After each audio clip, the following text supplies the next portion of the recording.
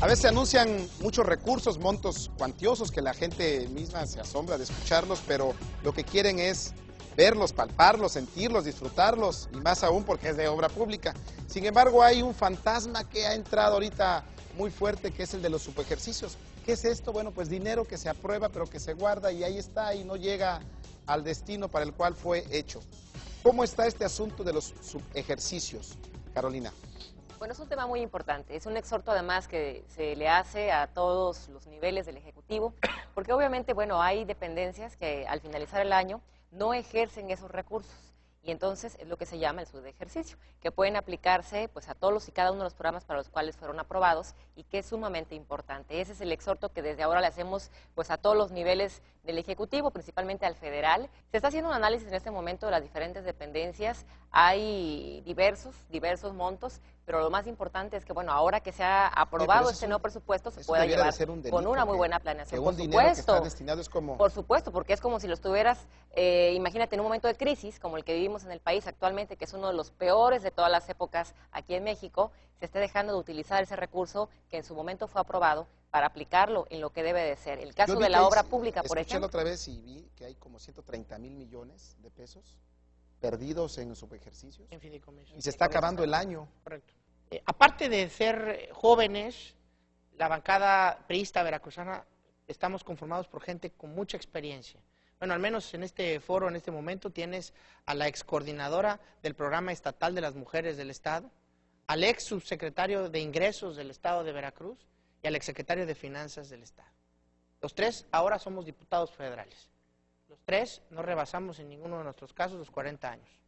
Somos gente que tenemos la energía, la determinación, el compromiso, pero también tenemos la experiencia para poder hacer valer la voz de Veracruz con toda énfasis y con todo detenimiento.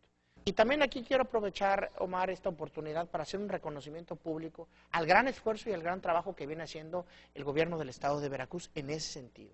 Veracruz ha podido construir un dique de contención en lo que se refiere a los efectos negativos de la crisis que nos viene afectando en nuestro país. A través de una visión clara de futuro, de un compromiso con su sociedad, el gobernador Fidel Herrera Beltrán y todo su equipo de colaboradores ha sabido activarse, ha sabido estar atentos y ha sabido implementar acciones y programas que destinen los recursos públicos en áreas estratégicas, pero en esas condiciones Veracruz va a crecer un 1.5% de su Producto Interno Bruto. Es decir, que logramos en Veracruz poder, a través de políticas públicas claras, efectivas y concretas, logramos poder detener los efectos negativos de una crisis y poder fomentar el empleo. Y no lo digo yo, no lo estoy diciendo en el discurso, lo estoy diciendo con datos duros y claros a través de las propias informes de las delegaciones del Instituto Mexicano de Seguro Social que están reportando superávits en lo que es el número de fuentes de empleo que se vienen haciendo en Veracruz. Ahora, pero también mucha gente tiene que entender el por qué subieron los impuestos. En el 2010 tendrán que pagar más. Y esto, en términos llanos, Salvador Mansur, ¿qué va a representarle a la gente? Bueno, el gobierno federal, Omar, abrió sus libros ante todos los diputados del país y demostró que el hueco económico que estaban manejando de 300,000 millones de pesos en los medios de comunicación no es tal, es aún peor. O sea, estamos hablando de una diferencia de las finanzas públicas entre 500 y 550,000 millones de pesos. Por lo tanto, es un momento de gravedad terrible en las finanzas nacionales, derivado de una ineficiencia en el uso de los recursos. Quiero decirte que durante el sexenio del presidente Vicente Fox tuvimos la cantidad de excedentes petroleros más grande de toda la historia. Ni en la época de José López Portillo, Pemex fue tan abundante en su capacidad de generar riqueza y desgraciadamente esa riqueza se destinó a la contratación de más burócratas y de un incremento en el gasto de viáticos y de servicios personales, lo cual orilló a que México no creciera en infraestructura. O sea, hoy ese no dinero podríamos, del petróleo nos fue como se agua. fue a aumentar las filas del burocratismo en los gobiernos anteriores. Hoy no deberíamos de estar discutiendo en dónde va a destinarse la refinería, si en Hidalgo, en Tuxpan o en México. No, deberíamos de estar hablando de 3 o 4 refinerías que pudieran haberse construido viendo hacia el futuro con los recursos que nos correspondían a los mexicanos. Eso es trabajar con seriedad, que desafortunadamente bueno, pero no es que se hizo decía en que su eran momento. precisamente los diputados los que no aprobaban las iniciativas y las propuestas para, en este caso, impulsar, sobre todo en el sector de energía, la industria petrolera.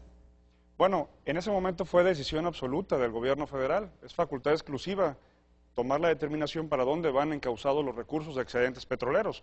Los estados tienen también participaciones de estos excedentes, pero van etiquetados en un fondo de infraestructura. Los estados sí utilizaron responsablemente los excedentes que les correspondieron, el gobierno federal no. Sí, nos perdimos del boom petrolero a nivel internacional y ahorita queremos reaccionar y le hemos apostado casi todo al petróleo, ¿no? La mayoría de los ingresos, si no es que el 80%, 90%. Cabe recordar aquí al auditorio, Omar, que todos estos recursos de los que estamos hablando son parte del presupuesto de egresos de la Federación.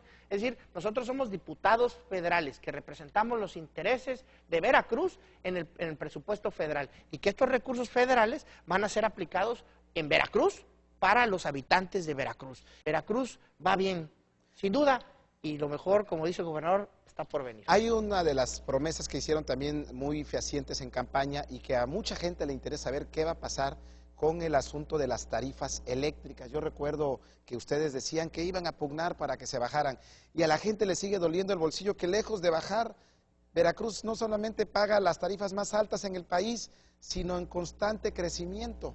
Claro, a ver, Omar, una de las luchas históricas de los veracruzanos y de muchas entidades del país es que la Comisión Federal de Electricidad ha estado cobrando tarifas injustas a los ciudadanos y con toda razón. Veracruz no solamente es el estado productor número 1 a nivel nacional, sino somos el consumidor también más importante en materia eléctrica. Por eso en la Cámara de Diputados ya presentamos de manera muy enérgica una iniciativa que reforma la ley energética a nivel nacional, en donde nos sitúa a Veracruz en la justa dimensión en materia de temperatura. La CFE nos ha clasificado como un estado con 30 grados de temperatura en promedio y por eso pagamos la tarifa 1C. Si logramos que se modifique... la más cara. La más cara. Si logramos que la Comisión de Energía dictamine la propuesta que hicimos en el seno del Pleno de la Cámara de Diputados, el gobierno federal va a estar obligado a reclasificar a Veracruz en la justa dimensión de la temperatura que padecemos los veracruzanos, que son más de 34 grados en promedio. Eso nos dirigiría a una reducción entre 10 o 15% de lo que pagamos hoy cada bimestre en los domicilios. Pero no solo eso, la electricidad se ha convertido en un costo de operación terrible para los pequeños y medianos comercios.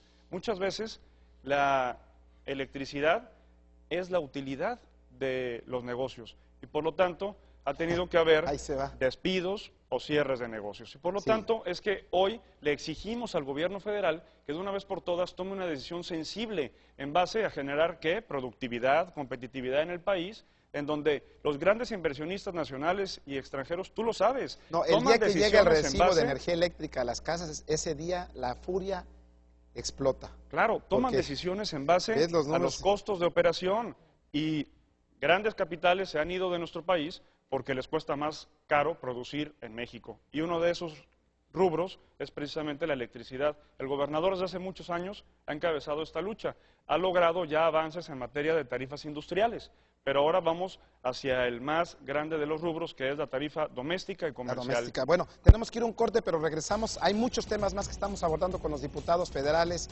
que protagonizaron sobre todo la cifra histórica de presupuesto para Veracruz 2010.